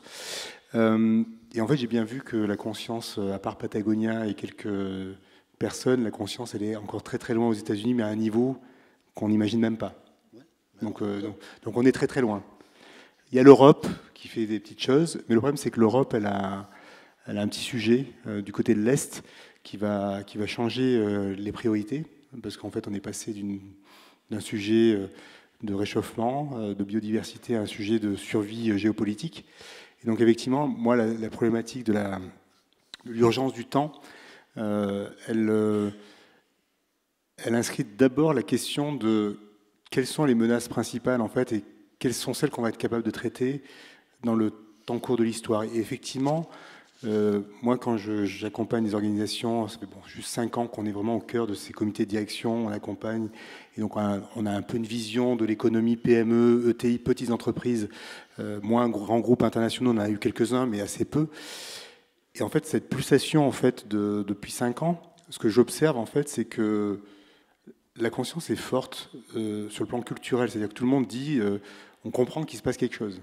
Donc ça, je pense qu'on n'est plus à ce stade-là de la sensibilisation. Par contre, moi, en tant que dirigeant dans mon entreprise, et là aujourd'hui je parle de septembre, mon sujet, c'est pas ça. Mon sujet, c'est la supply chain, c'est le fait d'avoir de la matière sur mes chaînes de production, c'est recruter des talents, c'est comment je garde des jeunes engagés dans mon entreprise alors que tout ce qu'on leur raconte fait qu'ils n'ont plus envie d'être là, ils ont envie d'être en train de faire du surf au Portugal en télétravail plus que d'être manager dans une organisation avec un rôle hiérarchique assigné, etc. Donc en fait, moi, ce qui m'inquiète beaucoup dans ce temps de la prise de conscience pour aller vers l'action, c'est que d'abord, sur le plan géopolitique, on voit bien qu'il y a plein de pays qui ne sont pas du tout concernés par le sujet et qui n'ont pas envie de rentrer dans le sujet. Je pense aux États-Unis en particulier. Je ne suis pas allé en Chine depuis quelques années, donc je ne peux pas dire, mais aux États-Unis, j'en rentre. Je vois bien que ce n'est pas leur sujet du tout. Et en Europe, ce que je constate, c'est que la réalité anxiogène dans laquelle on a été projeté par la géopolitique, l'Ukraine, l'inflation, la crise économique, le désengagement au travail, etc., fait qu'aujourd'hui, un dirigeant d'entreprise, son sujet climat, transformation, carbone, etc., il est un peu plus loin dans la chaîne de conscience qu'au sortir du Covid. Et là, on est dans une échelle de temps hyper courte. Donc, par rapport à l'échelle de temps du 10 ans, vu qu'on a déjà reculé un peu par rapport à la sortie du Covid, où il y avait une espèce d'envie, d'un collectif qui avait une envie, à une réalité économique qui resserre tout, en fait, qui resserre toutes les envies sur de la survie économique des organisations. En tout cas, ce n'est pas toujours le cas, mais en tout cas, c'est comme ça qu'ils le ressentent, parce qu'on est beaucoup dans l'émotionnel. Effectivement, on n'est pas encore dans le temps de la bascule. On n'est pas encore dans le temps de la bascule. Et là, je parle un peu de l'Europe, parce que je n'ai pas d'autres repères, et je parle de la France en particulier. Et on voit bien qu'aussi, c'est pour ça que j'ai amené ce livre d'un jeune économiste qui s'appelle « Ralentir ou périr » de Timothée Paric. On voit bien aussi que la question du modèle systémique, du modèle économique, pour pouvoir réinventer un nouveau, ce qu'on appelle la post-croissance, sur quel fondement on va construire une économie de la post-croissance. Et aujourd'hui, cette question-là, moi je ne suis pas un économiste, je ne suis pas un ancien dirigeant d'une grande organisation économique, mais je vois bien que ça tâtonne. C'est-à-dire qu'aujourd'hui, je ne vois pas apparaître de modèle, d'une réponse modélisée qui permette, alors je ne suis peut-être pas assez au courant, mais en tout cas de ce que je constate auprès des dirigeants d'entreprises de taille humaine, plutôt les fameuses PME, je sens bien que pour l'instant, le modèle, il n'est pas là. Donc on n'a pas le modèle, on a une sensibilisation qui s'est plutôt estompée dans ces dernières semaines, j'allais dire depuis le mois de mars. Donc voilà, donc le rapport au temps, j'ai l'impression que l'échelle du temps s'est réouverte sur un temps beaucoup plus long. Et le problème, c'est que, moi j'allais dire ma conclusion, c'est qu'on nous fait rentrer dans la civilisation de la peur, et en fait, quand on a peur, on décide mal. On décide mal parce qu'on n'a pas la lucidité de voir les risques qu'on a évoqués. La peur, c'est bien pour avoir de la vigilance, mais ça nous tétanise, ça nous rend incapables de mobiliser tout notre intellect, toute notre fluidité intellectuelle, notre fluidité mentale. Et donc on rentre dans la civilisation de la peur par les fake news, l'infobésité de trucs qui nous tombent dessus. Et pourtant, on a des sujets plus que complexes à résoudre. On a une équation hyper complexe, et en fait, on voudrait la résoudre sous l'emprise de la peur. C'est impossible. Ouais.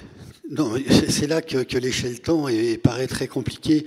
Et c'est là qu'il faut vraiment s'attaquer aux vrais problèmes et qu'on a besoin soit de leaders d'opinion, pas des grands patrons, mais des patrons de grandes entreprises qui montrent ce chemin ou qui s'attaquent aux vrais problèmes.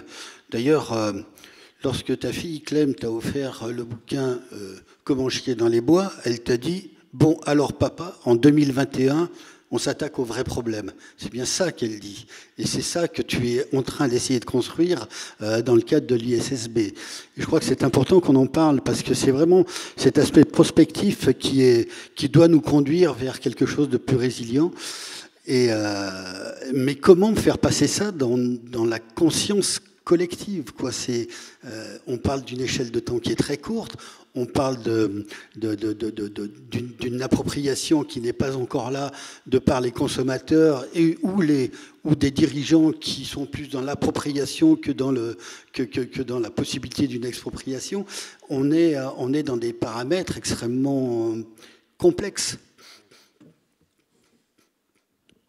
Alors, on est parti pour 5 heures. Non. Donc moi, je ressens la même chose, évidemment, que ce que Blaise décrit. Mais à l'intérieur de tout ça, il y a de nouveau, je pense qu'on est dans cette peur, on est prisonnier de paradigmes ou d'idées toutes faites ou de conceptions qui ne peuvent plus être celles du monde de demain.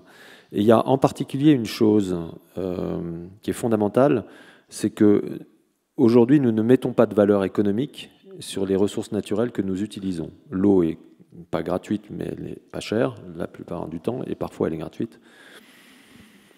Les sols sont entre guillemets gratuits, c'est-à-dire que économiquement, dégrader des sols ne se retrouve dans aucun compte de résultat d'une entreprise. Lorsqu'une entreprise dégrade un de ses actifs, comme on dit, un outil, quand cet outil, une camionnette a 70 000, puis 120 000, puis 200 000 km, je suis censé l'amortir de façon à ce que je constate qu'en effet, elle n'a plus la même valeur qu'au début, et d'ailleurs, au bout du bout, il va falloir que je la remplace. Ça existe nulle part sur les sols, nulle part. Sur les énergies fossiles, on ne paye rien pour le pétrole. Rien. Ce qu'on paye, c'est le fait que le génie, l'énergie, l'ingéniosité humaine, collective, permet d'aller le chercher très profond. On explore, on cherche, on explore, on produit, on raffine, on distribue et on utilise. Très bien, tout ça on le paye, parce que ça c'est de l'économie. Mais le fait qu'il a fallu 100 millions d'années pour que ce pétrole, la matière organique devienne ce pétrole dans certaines conditions de température, de pression et autres, zéro. Zéro.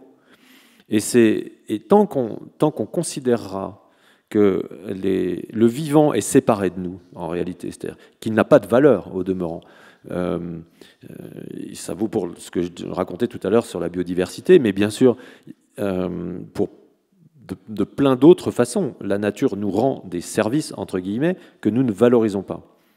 C'est très simple. Tant que nos économies, tant que nos calculs économiques, notre calcul de PIB, de la croissance, de tout ce que tu veux, qu'on utilise en termes macroéconomiques, ne tiennent pas compte de ça, on n'y arrivera pas. Parce qu'on n'a tout simplement pas les outils pour voir la réalité. Ce n'est pas de l'idéologie, ce n'est pas de l'idéalisme, c'est du réalisme. C'est du réalisme. Et c'est pour ça que j'ai accepté de faire ce que je fais aujourd'hui, parce que je pense que c'est fondamental de changer le logiciel, ou plus exactement, d'y insérer les données dont je viens de parler pour que le logiciel économique et financier prenne ces éléments-là en compte. Donc c'est ce qu'on essaye de faire. Donc l'International Sustainability Standard Board, le Conseil international des normes de durabilité, on va dire, c'est un organisme qui dépend des autorités financières mondiales, internationales, dont la création a été annoncée à la COP26 à Glasgow l'année dernière. On m'a approché pour le diriger. Du coup, mon bureau est un peu plus loin encore de Gap. Il est à Francfort, puisque c'est les Allemands qui hébergent le siège mondial de cet organisme. Et c'est dans ce cadre-là que je disais, maintenant, il ne s'agit plus d'ouvrir une voie, mais de l'équiper, parce que si je reviens sur ce qu'on a fait dans mon entreprise précédente, en publiant un résultat, enfin un bénéfice de l'entreprise tenant compte du coût environnemental de nos activités. Moi, je l'ai fait parce que j'étais convaincu qu'il fallait le faire. J'ai pris des risques et j'ai aucun regret sur les risques que j'ai pris. Ça a ouvert une voie, mais maintenant il s'agit de l'équiper, la voie. Et c'est ça que ce conseil est en train de faire, c'est de produire des normes qui vont s'appliquer à la finance mondiale pour prendre en compte ces éléments-là. Et on commence par les risques climatiques. La norme sera prête dans 3 mois pour qu'elle commence à être mise en œuvre en 2024, en commençant par les grandes entreprises, les entreprises cotées, etc.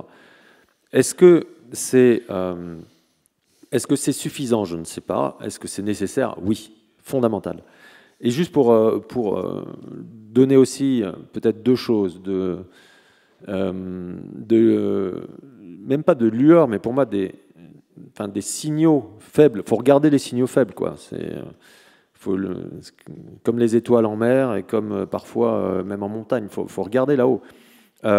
Première chose, sur ce que je viens de dire là, le Fonds de stabilité monétaire mondial, qui est un organisme qui a été créé par le G20 après la grande crise de 2007, financière aux États-Unis, qui a eu ensuite plein de ramifications, a pris depuis 2017 le climat dans ses éléments d'appréciation du risque de stabilité monétaire mondiale. La finance, de ce point de vue-là, est en avance de phase par rapport à quasiment tous les gouvernements.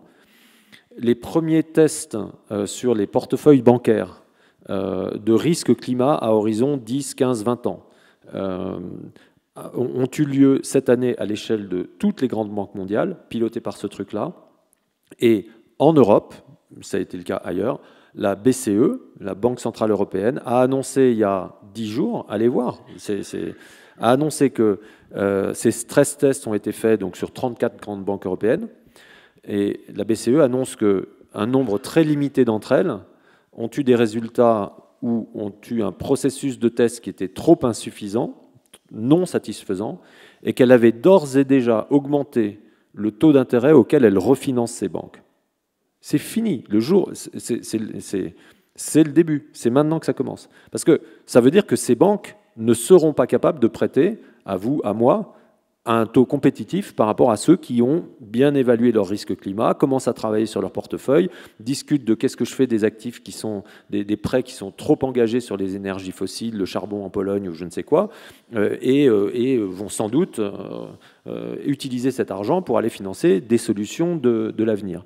Donc, dites-vous juste bien, et c'est pour simplement envoyer un message d'optimisme, hein, et moi je ne ferais pas ce que je fais avec le niveau d'engagement avec lequel je le fais si je ne pensais pas qu'on avait une chance de réussir. Je ne sais pas si on va réussir. Mais je pense vraiment qu'il y a des choses qui bougent et je voulais vous partager cette information. De nouveau, elle est publique, c'était il y a 10 jours. C'est le début d'un mécanisme par lequel l'évaluation des risques climatiques rentre d'ores et déjà dans le coût de financement des entreprises. Et donc, la mécanique économique va se mettre en place, quoi, hein. Donc, c'est la première chose que je voulais dire. La deuxième, et je suis long, mais je prends 2 minutes là-dessus. Toutes les grandes enquêtes statistiques mondiales sur la façon dont les femmes et les hommes, les populations, les citoyens, les consommateurs, appelez ça, les épargnants, appelez ça comme vous voulez, quand on leur demande de lister ce qui est le plus important dans leur vie, il y a une constante qui est que, avant même les revenus, viennent le lien social. Partout dans le monde. Le premier, c'est les liens que j'ai. Qu'est-ce que je suis prêt à perdre en dernier? C'est pas l'argent. C'est les liens amicaux, les liens familiaux, les liens de proximité autour de moi. Avant même l'argent. C'est genre 41% pour ça, 36% pour l'argent, puis après, il y a 20 autres trucs derrière. Bon. Pourquoi je dis ça? C'est que on l'a vu pendant le Covid. Mais sauf qu'on a de nouveau, on n'a pas les outils pour le regarder.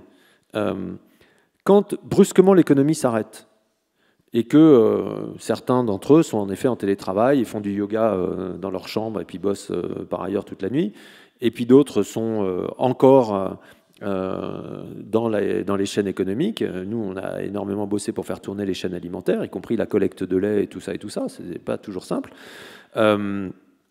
On a vu des choses se passer comme on n'en avait jamais vu avant, dans les grandes villes en tout cas. Brusquement, les gens étant chez eux ont commencé à rencontrer leurs voisins. Et pour des raisons toutes simples d'organisation, il y a eu des schémas d'entraide extrêmement granulaires qui se sont mis en place, c'est-à-dire une voisine âgée qui ne peut plus aller faire ses courses parce qu'on n'a plus le droit de sortir qu'1 heure par jour, je ne sais pas quoi, et on est allé l'aider. Et tout un tas de trucs associatifs qui sont nés autour de ça, mais qui sont fondamentalement de l'économie et qui sont nulle part dans le PNB. Donc moi, savoir si le PNB monte ou monte pas, je pense que c'est de toute façon, ou le PIB, c'est un indicateur qui est beaucoup trop rudimentaire pour nous guider sur cette transition qui va nécessiter des indicateurs nouveaux, beaucoup plus précis, y compris, c'est pour ça que je prends volontairement ces 2 exemples-là, entre le Financial Stability Board du G20 et ce qu'on a tous vécu, je pense, d'une façon ou d'une autre pendant le Covid.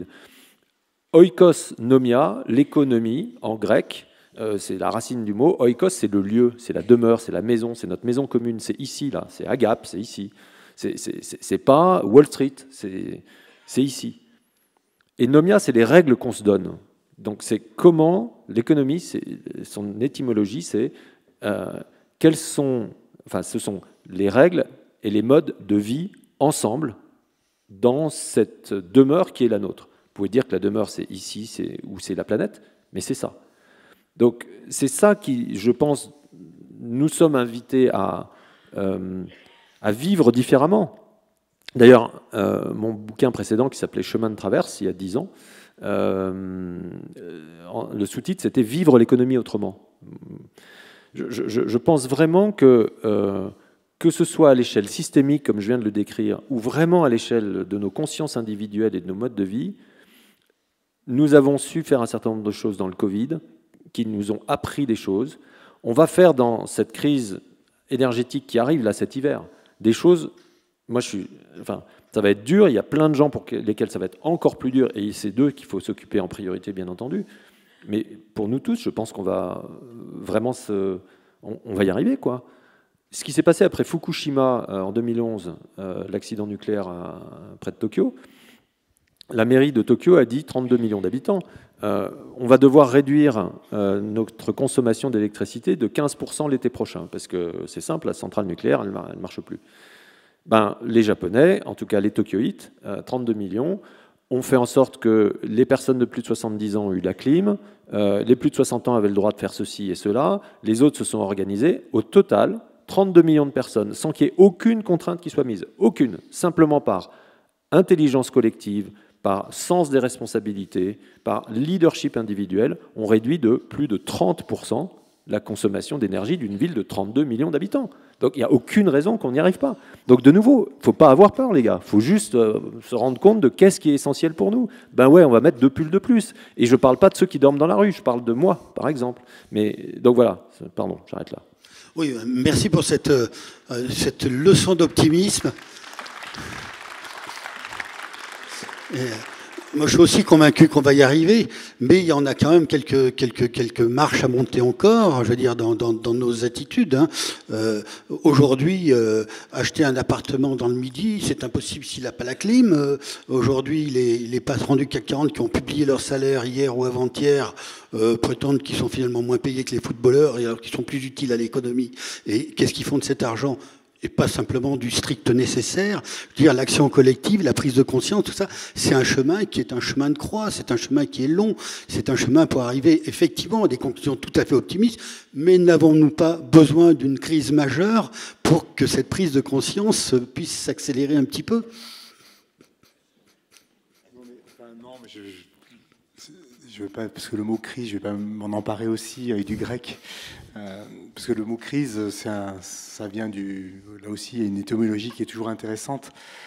C'est un verbe grec qui est krinein, qui est décidé. En fait, le temps de la crise, c'est pas l'acception moderne du sens qui est que tout va mal. C'est que chez les Grecs, c'était le temps où on devait décider, tout simplement. Donc, précisément. Donc, on est dans ce temps-là, moi j'en suis convaincu. Et donc, effectivement, tout ce qui a été décrit, ce sont des chemins possibles, enfin, pas possibles, indispensables. Et moi, le cœur de ma préoccupation, en fait, c'est le mot que tu as lancé, qui est l'attitude et la conscience individuelle. Parce qu'en fait, tout ça, c'est des réalités objectives, mesurables, qui font que le chemin, la trace, elle est là.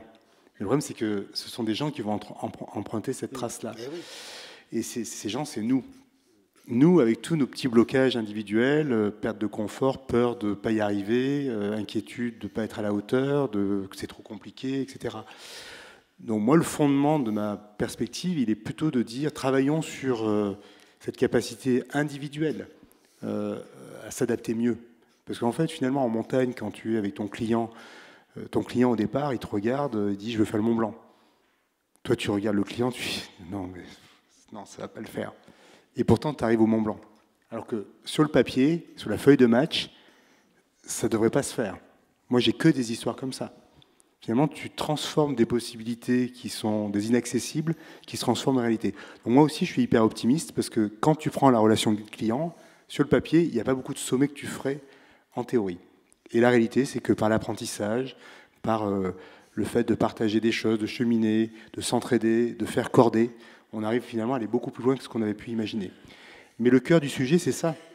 C'est comment on va arriver, et notamment je pense à nos jeunes, à nos enfants, enfin moi je pense aussi à eux, nous, j'allais dire, on va donner la dernière énergie possible pour essayer d'accompagner le mouvement, mais les choses vont se jouer derrière. Donc c'est comment on les met devant, et on ne les met pas avec ce sac à dos plein de cailloux. Moi, mon inquiétude de ce que j'entends là, c'est que tout va mal, bon, on prend le discours un peu anxiogène, et finalement, on leur dit, maintenant, c'est à vous de jouer. Tu vas être agile, tu vas être... Et toi, il te regarde, il dit, mais moi, ton truc, j'en ai pas envie, en fait.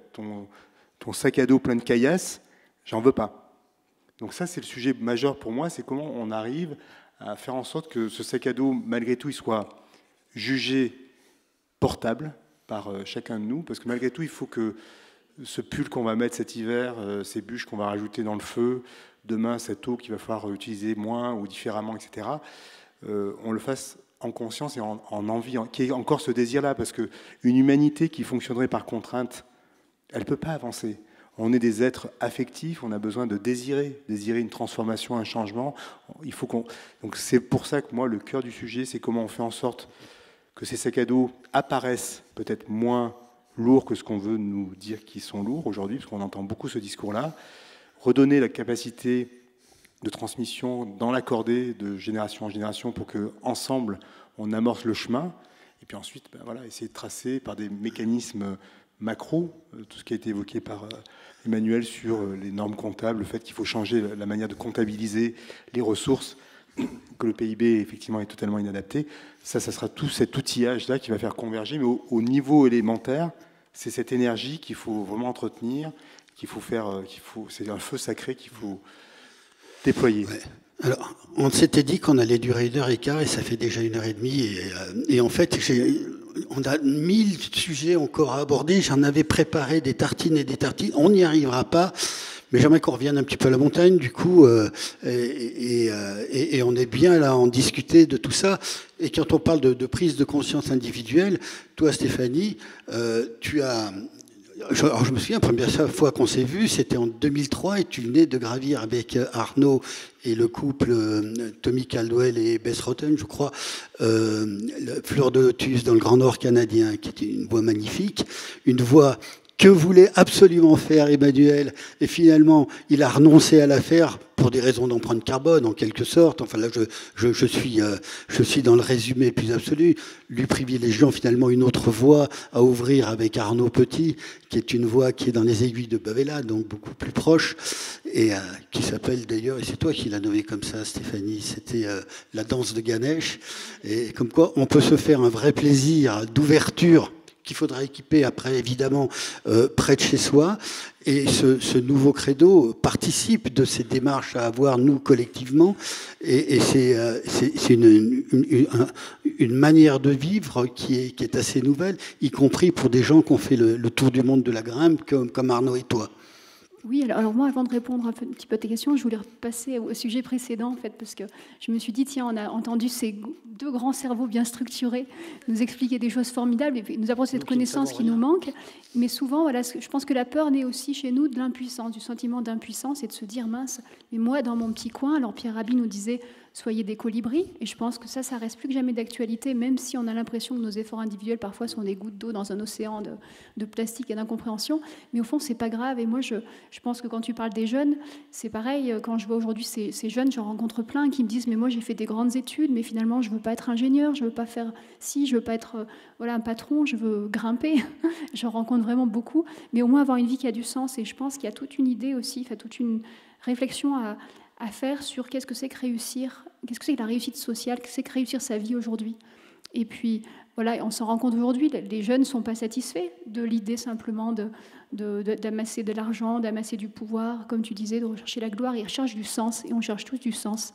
Et moi, je crois profondément en fait, aussi au local, à ce qu'on peut faire, nous, en tant qu'individus, juste dans là où on est ancré. Alors, on n'a pas tous la chance d'être enracinés dans des lieux formidables, comme ici en montagne, parce qu'on est dans ce département, on se sent riche, en fait, immédiatement, contrairement à la ville où on se sent pauvre. Ici, en montagne, on se sent riche de tout ce qui nous environne. Et voilà, moi, je crois beaucoup. Là, je salue les personnes de la SAPN, dont Francis, qui est sûrement dans la salle, qui sont cette petite association gapençaise de protection de la nature. Et voilà, je trouve que j'ai ma maman, par exemple, qui milite depuis des années pour protéger les haies, en fait, autour du village de Rambaud, qui sont souvent élaguées de manière hallucinante, avec peu de respect, finalement, peu de cosmopolitesse, comme dirait Baptiste Morisot, envers les arbres, envers les oiseaux. Et simplement, finalement, quand on est dans un lieu qu'on aime, qu'on est enraciné, se dire, tiens, je peux agir, moi, à mon échelle. Je peux agir à mon échelle, et les jeunes vont parfois avoir des méthodes plus virulentes que je salue aussi, parce que je trouve que c'est formidable ce que font aujourd'hui Rénovation énergétique, ou tous ces jeunes qui s'engagent dans des associations pour le bien-être animal, pour toutes ces causes, parce qu'ils se disent, eux, à leur âge, on n'a plus le temps. On est face à des gens qui nous disent, bon, ben, on voit sur du long terme, mais eux, ils se sentent à 20 ans pris par une urgence. Et cette urgence-là, il faut vraiment la comprendre. Voilà. Moi, je pense que si j'avais eu 20 ans aujourd'hui, mon itinéraire ne serait pas du tout le même. Voilà, tu parlais des voyages, ça ne serait pas du tout la même chose. J'ai eu la chance de grandir à une époque où on pouvait encore idéaliser le voyage. Et sans ces voyages, d'ailleurs, ce n'est pas du tout un déni, je ne fais pas un déni de ce que j'ai vécu, parce que ces voyages m'ont vraiment fondé. Et parfois, même, je pense qu'on part en voyage pour retrouver cette lenteur qu'on a perdue. C'est quand on voit ces peuples qu'on est heureux. Moi, je me rappelle toujours de cette émotion que j'ai quand je retrouve mes amis berbères du Maroc dans un village du Hôtel qui s'appelle Taria. Et au fond, c'est cette nostalgie d'une vie ancrée, d'une vie paysanne, d'une vie ancrée dans un lieu, dans un sol, dans un temps, dans une transmission générationnelle qu'on envie quand on va dans ces endroits-là. Moi, c'est un petit peu d'imaginer ce que mes grands-parents ont vécu dans leur Périgord ou leur campagne, ou dans les Hautes-Alpes ou dans le Dévoluy, voilà ce qu'ils ont vécu au début du siècle. Et je crois que ce qu'on recherche en voyageant, parfois, c'est ça, c'est ce qu'on a perdu. Alors on l'idéalise aussi, parce que, évidemment, ce n'est pas du tout des vies confortables, c'est des vies laborieuses. Et comme tu disais, Blaise, finalement, ce qui serait triste, c'est de devoir y venir par la contrainte. Mais je pense, moi je suis assez confiante aujourd'hui quand je vois tous ces archipels d'alternatives en fait se construire, où on sent que les jeunes sont prêts parfois à devenir maraîchers, même si c'est dur, à refaire de l'élevage non pas intensif, mais au contraire très, très localisé, beaucoup plus conscient du bien-être animal et autres. Et voilà, donc il y a encore plein de choses. Et comme tu disais, la crise, je crois que c'est toi, sur ton site, j'avais vu qu'en chinois, ça voulait dire aussi danger et opportunité. Voilà, donc je me dis, voilà, voyons aussi le côté opportunité que ça nous offre pour envisager le monde autrement.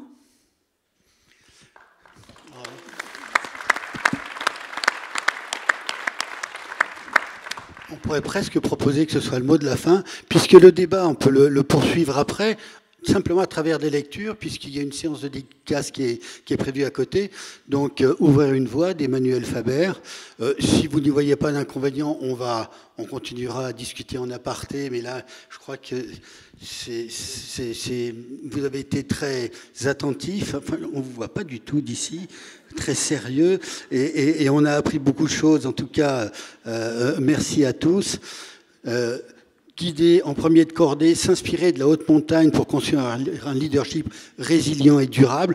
On a à peine abordé le sujet, on en a quand même pas mal parlé quand même, mais vous saurez tout en lisant ce livre de Blaise Agresti, et vous pouvez relire, comme je l'ai fait tant de fois, à la verticale de soi de Stéphanie Baudet. Donc tous trois seront en dédicace dans le hall là, du Quattro.